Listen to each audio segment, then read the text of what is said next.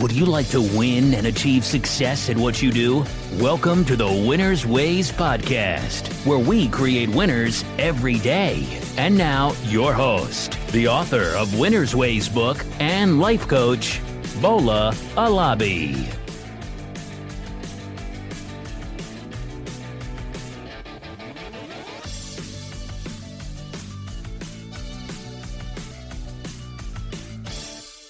Okay. Hey, everyone. Welcome to another episode of this podcast, the Winner's Ways podcast. This is where I bring in expert guests and they help us to learn something new. So today we have Jason Yormark. Jason is a marketing guru and is passionate about helping B2B businesses use social media so that they can grow their brand, drive leads, and of course, increase sales.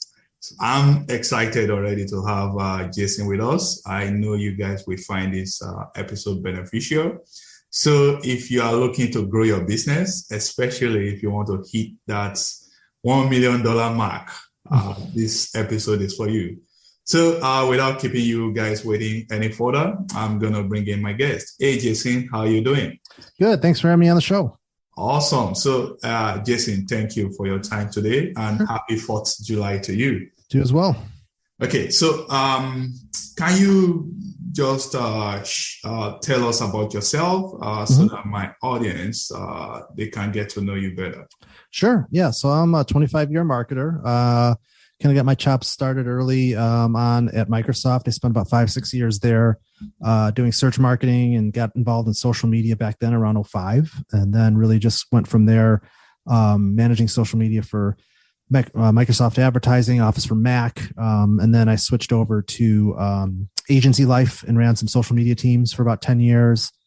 And then ultimately, I always knew that I was kind of wired to do my own thing. And for me, that path just led me to being able to do that later in life. And, in my mid 40s, the opportunity presented itself and I finally figured it out and launched my agency Socialistics back in 2018 and haven't looked back since. We service full social media management for a variety of different clients. We've worked with the Air Force, United States Air Force. We've worked with Habitat for Humanity, a lot of big companies and all the way down to small mom and pop startups and everything in between. So super passionate about helping people leverage social media in a measurable way and real results, not vanity metrics. But more so, even more passionate about helping aspiring or beginning entrepreneurs find their path to freedom, finding a path to build a successful business and live the life that they always dreamed. And that's really where, my focus has been lately in helping people do that. So I'm glad that you talk about your passion. I'm passionate about helping people as well. So that's why I bring in expert guests, to educate us, to help my listeners achieve their goals. And I saw your website. You are a lifetime marketer. How does that look like, Jason, lifetime marketer? Yeah, I mean, it's not a path that I think I fell into it more than choosing it. I was, in college and it took me 5.5 years to graduate. I didn't know what I wanted to do. It's a miracle that I even got a degree. But I just ended up picking the one that got me out at the quickest at that point. And then, I think I just ended up getting a marketing job out of school and everything kind of built off of that. I mean, it kind of made sense for me. I've always been kind of wired creatively but still had a business savvy to myself. So marketing kind of made sense. And I just got into it early, right around, the 2000, the .com boom. I got involved in SEO and thought I wanted to be a teacher for a while because I was a good high school volleyball coach and I got my master's degree, but teaching wasn't for me. And then I was just lucky that Microsoft was hiring at the time, trying to compete with Google. And then I moved from Chicago to Seattle for Microsoft and everything just kind of took off from there, especially around social media. This was around 2005, 2006. And, I just continued down the path that I knew. I think if I went back and did it differently, I probably wouldn't choose marketing. It's a pretty volatile career path. I think I was always embarrassed by the fact that my resume had a lot of different stops along the way. I think, once I started to look at LinkedIn and other marketing pros, I realized that that's pretty normal. Marketing is kind of a flavor of the month sort of thing. So once I kind of got okay with that, I think my confidence got built up, and I saw it as a strength and not so much as a weakness. And, but yeah, that's kind of how I kind of fell into marketing and just kind of rode that out. And, the principles of marketing have always, remain the same for me in terms of what I've known and what I've worked on, but it's just the mechanisms with which they've been delivered. So that's why, I started in search and traditional marketing. And then when social media started to pick up steam, was just in the right place at the right time, and just kind of continue to go down that path and focus solely in that area over the past 15 years or so. No, that is awesome, Jason. You spoke about marketing. Mm-hmm. I'm in the sales team in my organization where I work, and I know that marketing, they play a vital role in terms of promoting our products. You have Socialistics, which is a social media agency. And it's funny, maybe it was last week, I saw on, I think, LinkedIn that a company is looking for TikTok ad manager. And I was like, TikTok, this platform is for kids. So they started promoting businesses on TikTok. So I was surprised to hear that. So let's talk about social media marketing. How does that look like, Jason? Sure. It's been an interesting. I don't spend a lot of time on social media, which seems kind of crazy for somebody that owns a social media agency. But the reality is I'm in it all day. So it's kind of the analogy I use is like, if you're an auto mechanic, you're probably not clamoring to come home and work on cars if you're doing that all day. Right. But the biggest thing that I try to drive home with a lot of the folks that we work with or potentially work with is that to not let your personal opinion of social media dictate your decisions around whether or not to leverage it for your business. You can hate social media, but that doesn't mean that isn't an enormous opportunity for your business. And the reality is there are, billions of users spending a tremendous amount of time on these platforms. This is where opportunity lies. Recently, Pepsi killed they're not doing Super Bowl ads anymore. They're taking that money and they're pouring it into social because they realize that's where the eyeballs are. That's where the bigger opportunity is. So social media is never going to go away. It's just a matter of how it's going to be delivered. And to your point, a good example is TikTok. We didn't do much on TikTok out of the gate. We focused on the big four: Facebook, Twitter, Instagram, and LinkedIn. Didn't do a lot of TikTok, to your point, because very youthful audience, a little bit kind of the Wild West, like, what's going on here. But the fact of the matter is more and more people are using it. I would say it's definitely a more youthful audience, but more and more, that youthful audience is getting older, and an older audience is being pulled in because short form video is incredibly popular right now. And, people are getting more and more drawn to the idea of consuming things that aren't as lengthy of a commitment, watching a show for 60 minutes or something along those lines. A lot more people are pulling up their phone or their iPad and sitting on the couch or lying in bed and watching 30-second, 60-second short forms. So TikTok's blowing up. So we, as a business, we have to pay attention to that. And we've started to do a lot more work around TikTok to basically build brand. So ultimately, at the end of the day, it comes down to real results. We focus on real results and not vanity metrics. There are certainly businesses that want those likes and want that engagement, but ultimately it's a means to an end. Ultimately, it's like, well, what is it that really matters to your business? And typically that's customers, leads, sales.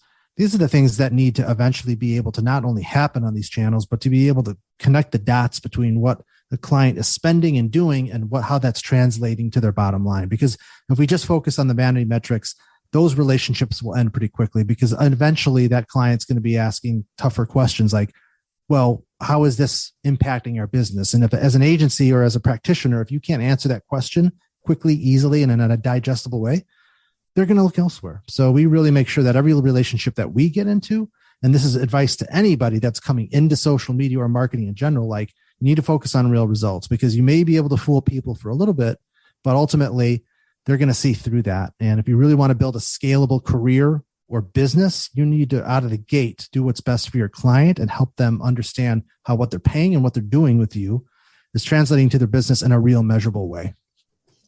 So, Jason, I know you've been emphasizing the point that real results, and I like that completely. Sure. I saw on your website again, you said likes won't pay the bills. Completely true.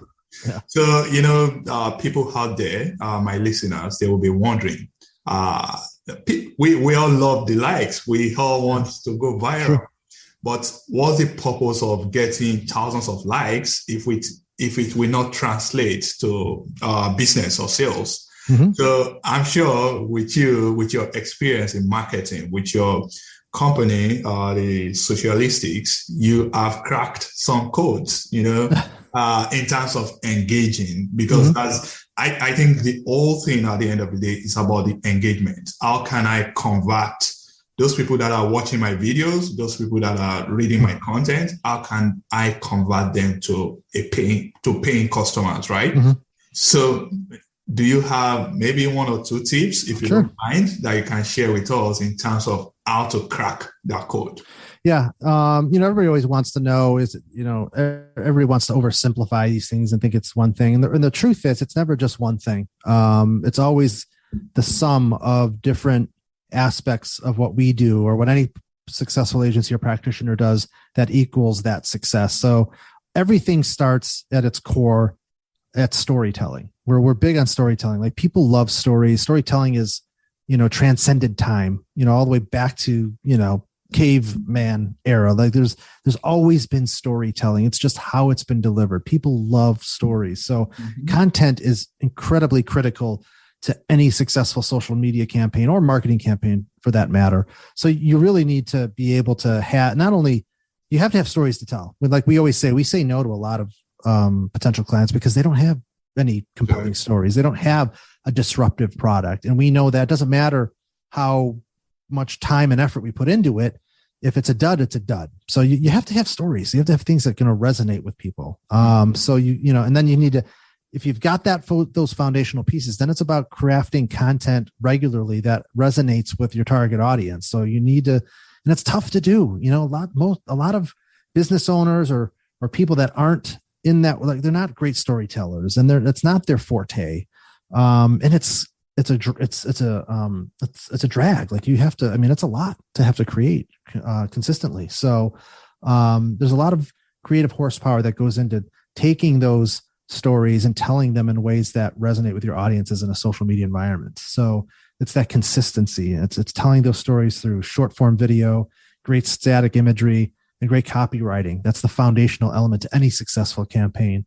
And then it's just, making sure that you're not trying to be everything to everybody. That's really a great tip. A lot of businesses fail with trying to just throw a lot of crap on the wall and hope something will stick. And it just doesn't work that way. If most businesses have a limited budget, and you can't afford to do everything. So don't try to take that budget and stretch it across 4 different channels. Like, if you've only got a couple $1,000s a month, establish your target audience. Who is at the top of your list? Sure, you might think of 2 or 3 audiences, but who's the low hanging fruit? Who is it that's most likely to resonate with your messaging, with your products and services? Who is that? Define that out. And once you can define that, then that's going to lead you to the first place that you should really focus on. Youthful, TikTok, Instagram. Is your product or service very visual in nature? Instagram probably makes sense. Are you B2B? Are you doing something that isn't super sexy? Probably LinkedIn. Facebook is usually a great place to start because it's got the most sophisticated ad platform, and it's the most affordable, and it's going to give you a lot of learning up front. So you got to have to pick and choose based on what you have to work with resource wise, who your audience is, and then, create some momentum for yourself in a very targeted way, and then build off of that. Awesome. So content and being able to stay consistent. That's the message that I'm getting there. For sure. So I know you came out with a book, Anti-Agency, a realistic path to $1 million business. As I just said that, many people are curious. Sure. Can I grow my business to $1 million? Because that will, can make a difference between the survival of the business or not. So can you share some ideas, some tips with us on how to grow business? A realistic path. I'm curious. I want to know about. Sure. probably the biggest idea in the book that I'm super proud about is there's a chapter in there called Build a Runway. And, most people, everyday people like myself who don't have access to a tremendous amount of capital or are maybe living paycheck to paycheck or are fearful of that idea of walking away from that paycheck or those benefits. They don't have the luxury to take huge risks most of the time. And that's really what this book is geared for, is like that everyday person. If you've got access to millions of dollars, this book is you've got, you can probably take a lot of risks and chances. Right. So building a runway was critical for me because I knew that I wanted to do my own thing, but I also knew that it was risky. I still had, my kids were a little bit older, but still, I had to take care of them. I had health benefits like that paycheck, that stability that I'm like, ugh. So it always kind of fear, it can be a very powerful emotion that can prohibit you from being successful. And I hadn't reached that point yet where I felt like I could take that leap. So I built a runway for myself. And what I mean by that is I started my company. I built a website. I started blogging. I started to try to find a handful of clients that maybe I could charge a little bit less because I was new and nobody knew who I was or my business. So, hey, I'll charge less. I want them in my portfolio, right? I'm building towards something bigger. So I'm making these small moves, these chess moves. In the meantime, I still have my job, but this is kind of a side hustle. So I'm not doing too much. The business doesn't have to support me yet. So I've got time and I can kind of move some pieces and start to kind of build something, right? Because my goal is to kind of get that airplane going or that train or whatever analogy you want to use. I want to get it in motion, right? So that if and when I reach a point, and I don't know when that is, everybody's different. Maybe you get fired or maybe you just get so fed up with your job, right? But if you create that momentum, right, it starts moving. You've got your website, you're creating some visibility for your brand online. You've got a couple clients in your portfolio. Yeah, maybe you go to Fiverr, maybe you go to Upwork to get help while you still have your job. Then when that moment comes, and it's different for everybody, that leap doesn't feel as scary because now you've got, 6 months, 12 months, 18 months of that machine already. You're moving into a moving train. It's already in motion. You've already built some momentum. It doesn't feel as daunting to jump into something with nothing there. That's exactly what I did. I had that kind of machine moving, and the job that I had at that point in time, it's a lot that in and of itself is a long story, but ultimately it blew up. It didn't work. And I was so fed up. It's like, this was like my 10th, 12th job. I don't know. I was 15 years in. Like, I'm done with this. I can't work for somebody else anymore. I'm not wired that way. And I'm like, I'm just going for it. Right. I built this runway. It's already in motion. I'm jumping in.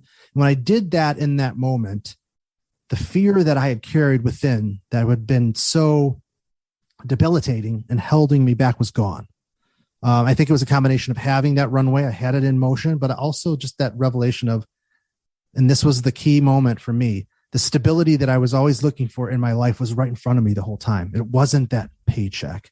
It wasn't that 9-to-5 job. It was having control of my own destiny. And I made that connection in my head, everything took off. So it was never one thing. There's the runway. It's that mental process that I went through. It's overcoming my fear. And then the business took off from there. It wasn't long before, within a few months, I was making enough money to support myself, then start to hire other people.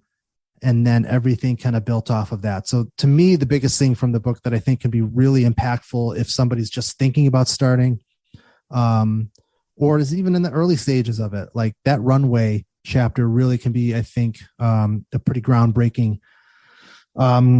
story to kind of motivate or inspire others to know that there's a path to getting there that maybe isn't as risky as you think. Wow, so good. So I like the analogy of building that runway because that's you testing the waters, testing the ideas to see if it's going to work. And you mentioned several things, like taking the leap of faith, doing it in small steps, and maybe find some customers, test the ideas, to make sure that it's going to work before you leave your job. Yeah, you can. It gives you room to grow. It gives you room to fail. without too much risk, right? You can Right. you can fail and you learn and you build off of that. And then you can get customers and charge them less. Like everybody's always like, how am I going to get customers? Well, if you charge $1,000, if your dream is to charge $1,000 for them, we'll charge them 500 when you're building that runway. You don't really need the money right now. You need the experience. You need that portfolio. You need their validation for when you do go full time. So it creates an environment that I think is much easier to operate within, to kind of build something for yourself that you can jump into. And I think that will help, to build the momentum that you talk about. And it will also help, those will be maybe future clients, and it can help to build testimonials. So that's really good. You are a disruptive entrepreneur, right? So I want to hear some disruptive ideas, because I know one thing for sure in this world that we live today, it's either you disrupt or you get disrupted. So we want to disrupt here. We don't want to get disrupted. So what are some disruptive ideas for aspiring business owners that you can share with us today, Jason? Yeah. I've got one really great one that I'm pretty big on right now. And it's kind of an epiphany I had at a trade show a month or two ago. It was our first trade show after COVID, and I was there, and it all came to me there. And I'm still working through how to kind of like package this up in a way to kind of help others kind of leverage it. So your reputation is everything, right? When you think, if you're a service-based business, especially, your reputation is huge. People go to Google or Yelp or whatever industry specific website that reviews, your type of business. So it's super important that you have a great reputation, but a lot of those places are gameable, right? A lot of businesses can kind of, fool the system, if you will. They can get friends or family or relatives, to post reviews. Some are a little bit more trickier than others, but ultimately they can be gamed. And I'm not saying that everybody does that. Plenty do. Yeah. So it's not the be all end all. And we were at this trade show, and there was another agency, similar agency to ours, that was there that spent a ton of money at this place. And I knew who they were, and they're nowhere near as big as they present themselves to be.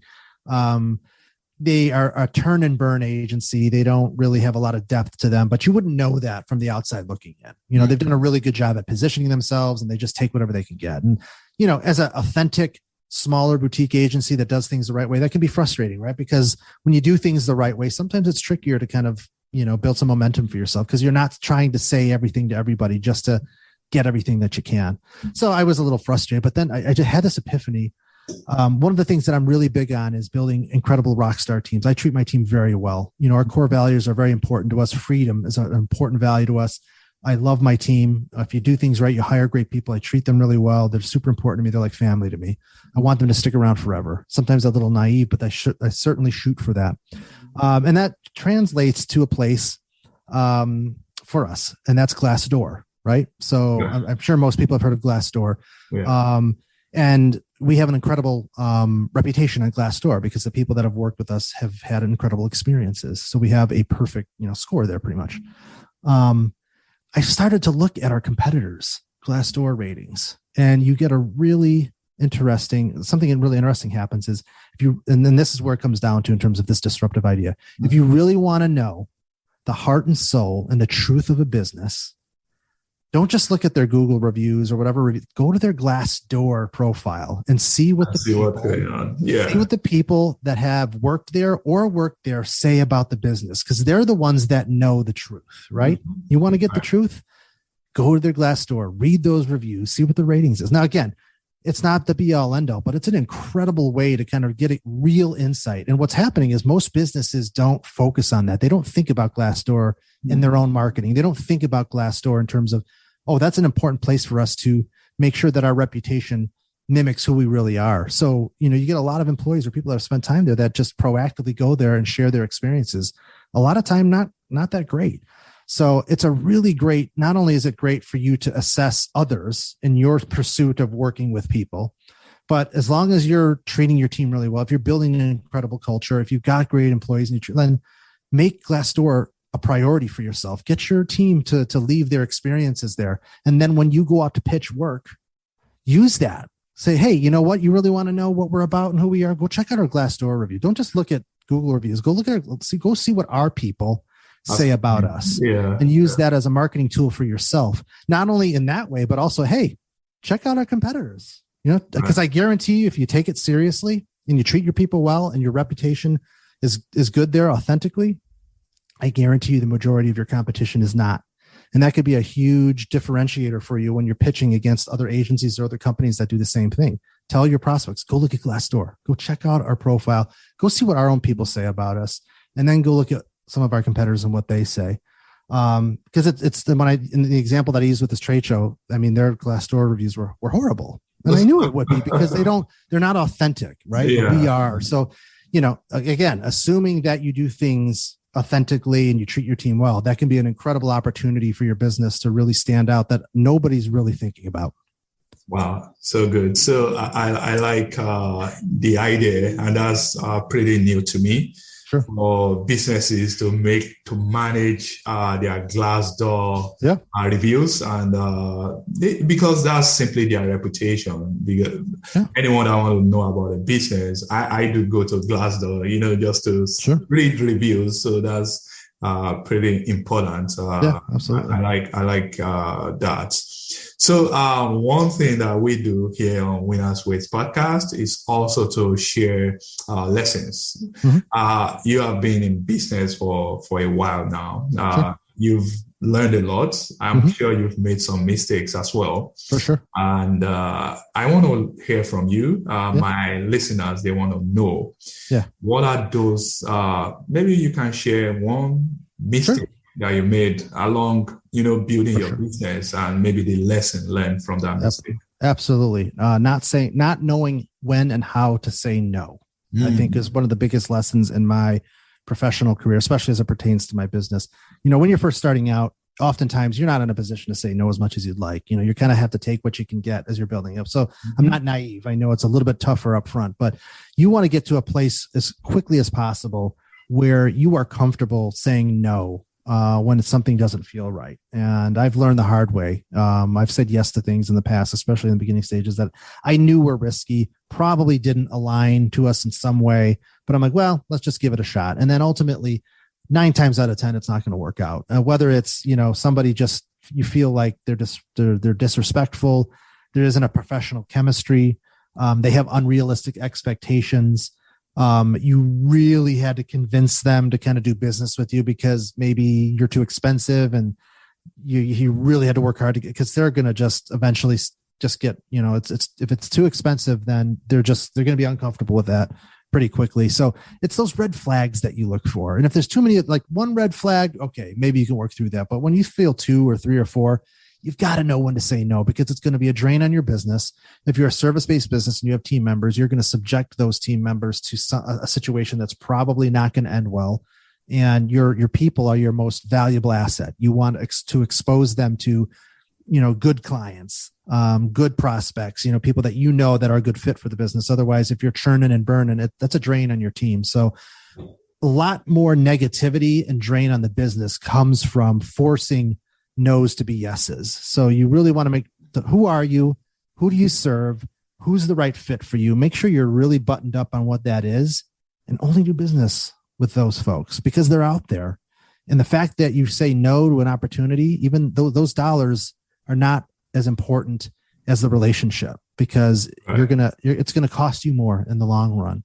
So once I got comfortable with that, once I started saying no, again, that was like gasoline on the fire in terms of the business becoming successful, because I wasn't wasting my time with bad prospects, and it allowed me to focus my effort on attracting the right ones and spending time on the right ones. And it took a little bit longer for the business to reach a certain level of success, but we're scaling with the right types of relationships. So whatever you do, find that path to being comfortable and executing on saying no. The minute you do that, your business will take off. Awesome. So guys, you've got to learn and get comfortable with saying no sometimes. I know you want to grow your business, but having the right top quality customers is always going to be better than just attracting everyone. So that's really good, Jason. So as we are rounding up, can you please tell us how to connect with you? I Sure. know your book, Anti-Agency, is available on Amazon. How can my audience connect with you, your social media groups? Absolutely. So I'm super passionate about helping others. So if you're listening, this isn't, I'm all about helping others. I'm willing to give my time for free too. So reach out to me if you've got other questions or you just want to have a 10 or 15 minute chat that might be helpful. I'm here for you. You can find me at Jason Yormark, my full name.com. You can find me at Socialistics, which is pretty easy to find. You just type in that name anywhere, and luckily we come up. So socialistics.com and Socialistics on any of the social media channels. And then if you're interested in the book, it just came out. I think it's awesome, but that remains to be seen. But it's an authentic story about what I built, and you can find the book at antiagencybook.com. And like I said, any of those paths to me will lead you to a free 10 or 15 minute consultation about your business or social media or anything. I'm always happy to help others. So really appreciate you having me on the show, and happy to help anybody follow their dreams and find their freedom. Awesome. So guys, there you have it. And it's a wrap. Thank you, Jason, for joining us here today. We appreciate your time, and we have learned a lot. So thanks for your time. You got it. This episode of Winner's Ways podcast has come to a close. We hope you enjoy and learn something from today's show. We want you to win and excel in all areas of your life, and we regularly explore and share information with our listeners to empower them to win. Be sure to subscribe to our podcast for more tips and strategies to help you find the success that you've always dreamt of. And don't forget to rate and review so that we can continue to bring you more podcast episodes to empower you. We will love to have you again next week. Now, keep winning.